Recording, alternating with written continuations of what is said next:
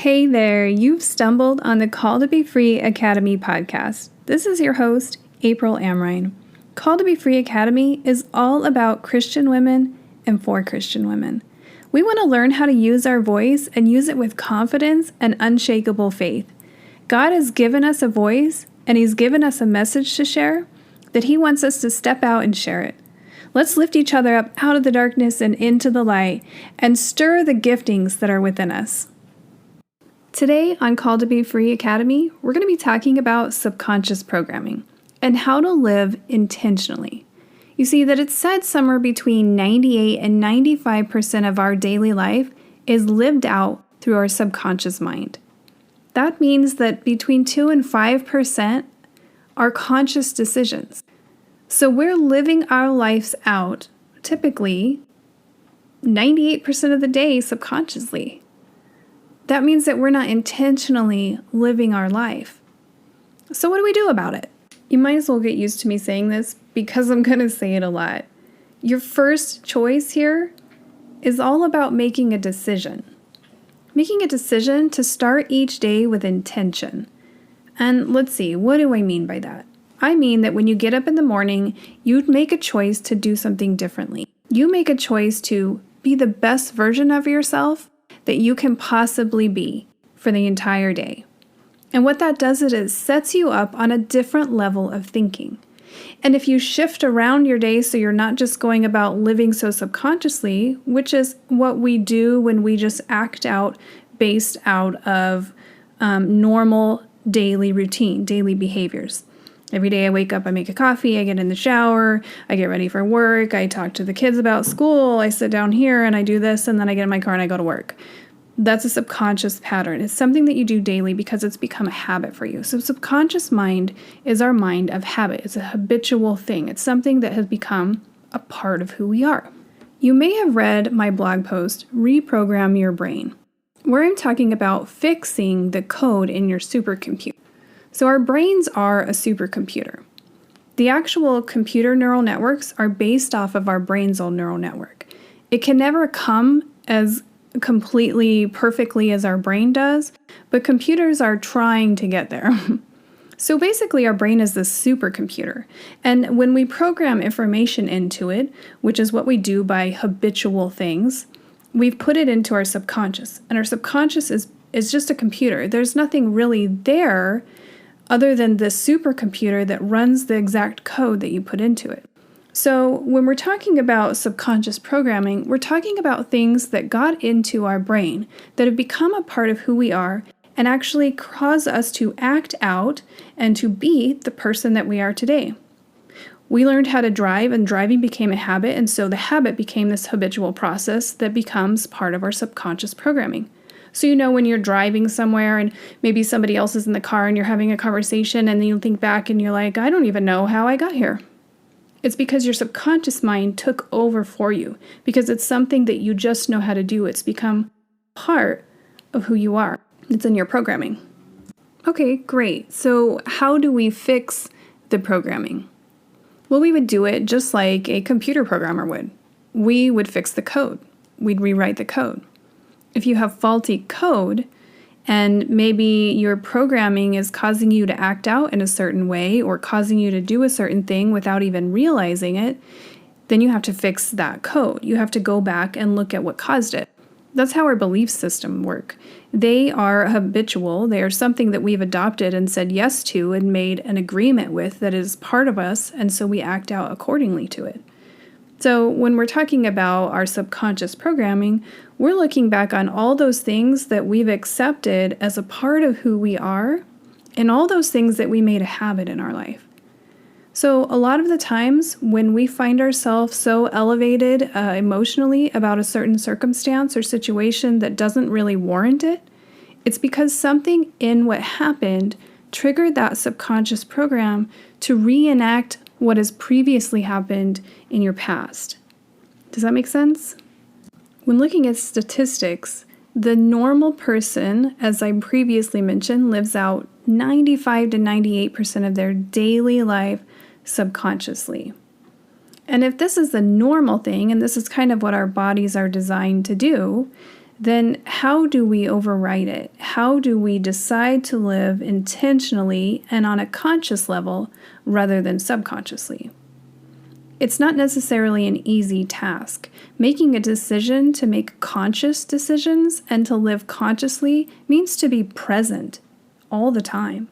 And that can be kind of exhausting. That's exactly why I said the first thing to do is to make a decision. Because when we make a decision, we're doing it on a conscious level. We are deciding to make something different today than what we did yesterday.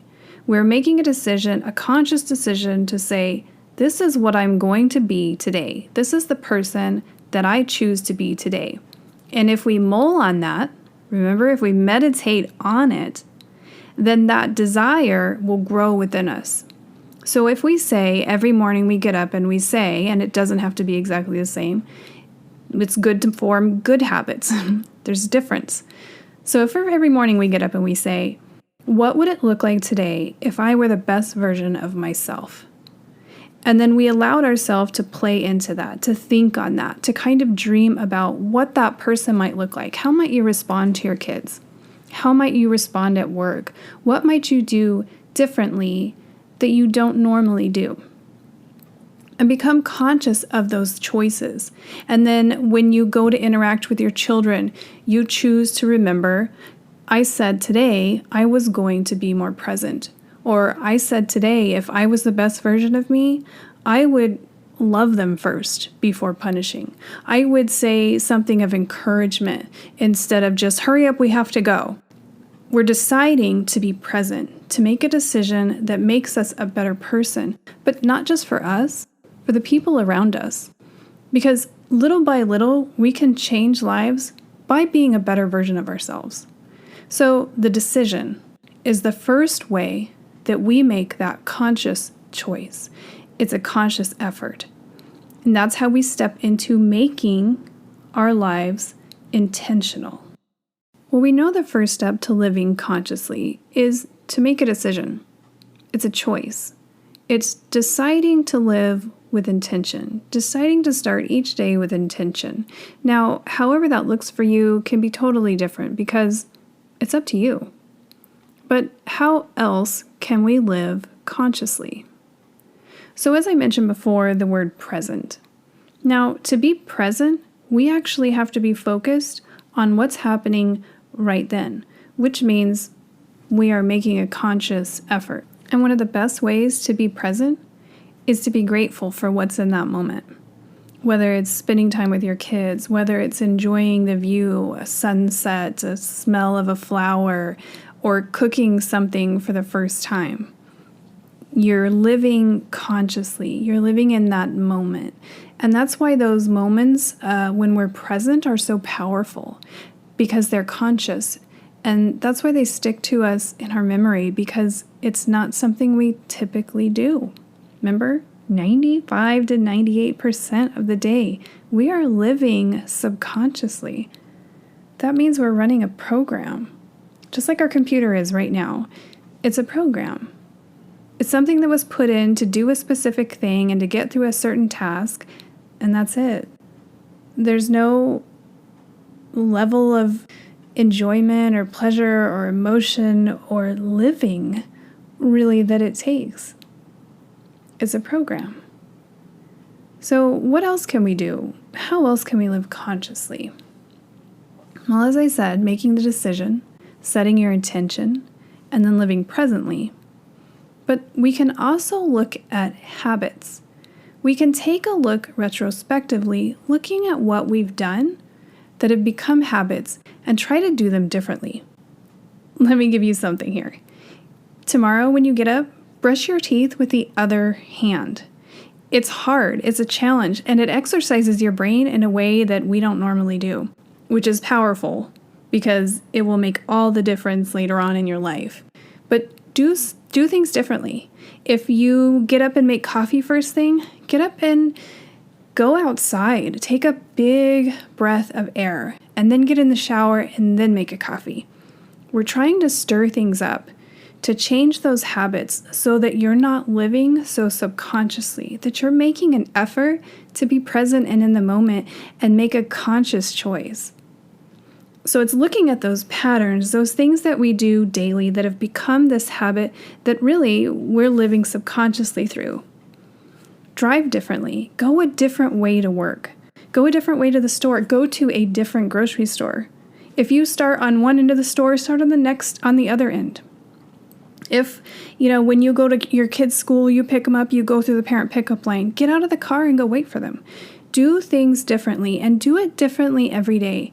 It's going to be a little uncomfortable at first, but it will make all the difference because you're making conscious decisions and you're living consciously and you're creating new programs for your brain, plus you're strengthening your brain. So I hope this was helpful. Let me know. I'd love to hear about it. I want to know your opinion. I wish there was some kind of comment thing on these podcasts, but so far I haven't found anything. So if you know of anything, send me an email because I'd love to hear. But until next time, thank you for joining me. I have a quick offer for you. I have a 90-day workshop. It's called Overcomer. If you've had trauma in your past or you just feel stuck, like something is holding you back and no matter what you do, you can't seem to move forward.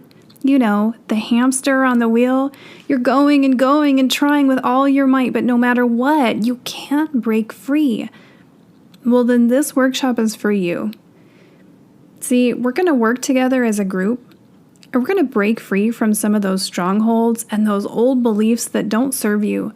The ones that have been holding you back, the ones that tell you you're not good enough, the ones that tell you you're a failure, maybe the ones that tell you that you're just not worth it. That's a lie, right? And that's the enemy. He's trying to keep you down. But God has a plan for you, and it's so much bigger than you could possibly imagine. And if you would just drop those chains, you could be set free. You could be impacting nations. Who knows what God has on your life? I want to offer you this because I know that it can change your life because it changed mine by taking the steps that I know how to take that have helped so many people and have helped me. Join me for this workshop. And I can promise you that if you do it and you put in the work and you get in there and you allow God to move just how He can, that you will be set free too. And that your life and the lives of others will forever be changed because of it. Look for it. Monday, April 26th will be our first meeting. If you have any questions about it or you want some more information or you want to go ahead and sign up, email me at info, that's INFO, at aprilamrine.com. APRILAMRINE.com. And just title it Overcomer Workshop. If you found this episode valuable, I would be so grateful if you'd be willing to leave me a review or just send me an email. info@aprilamrine.com or support@calledtobefreeacademy.com. I'd love to hear your opinion, or if you have any questions or comments, even if you have a prayer request, send it to me. I'd like to stand with you so that we're together in this, because you are not alone. And as always, I'll be praying for you anyway. Have a blessed day. Until next time.